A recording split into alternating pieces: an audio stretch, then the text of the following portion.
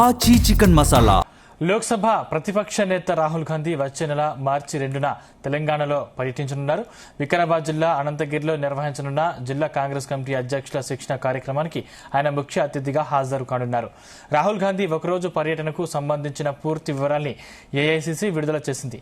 మార్చి 2న ఉదయం 7:10 రాహుల్ గాంధీ ఢిల్లీ ఎయిర్పోర్ట్ నుంచి air India విమానంలో బయలుదేరతారు. ఉదయం 9:20 హైదరాబాద్లోని శంషాబాద్ విమానాశ్రయానికి చేరుకుంటారు.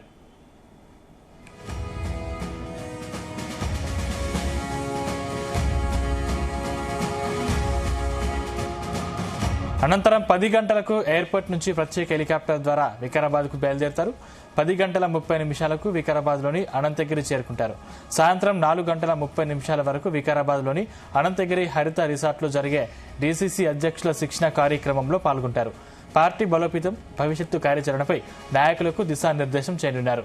సాయంత్రం 4:30 వికారాబాద్ నుంచి హెలికాప్టర్ ద్వారా తిరిగి హైదరాబాద్ చేరుకుంటారు. సాయంత్రం 5 గంటలకు శంషాబాద్ విమానాశ్రయం నుంచి ఎయిర్ ఇండియా విమానంలో ఢిల్లీకి తిరిగి ప్రయాణమవుతారు. రాహుల్ గాంధీ పర్యటన దృష్ట్యా తెలంగాణ కాంగ్రెస్ శ్రేణులు వికారాబాద్లో భారీ ఏర్పాట్లు చేస్తున్నాయి. పర్యటన పొడవునా పటిష్టమైన భద్రతా చర్యలు చేపట్టాలని ప్రభుత్వం ఆదేశించింది.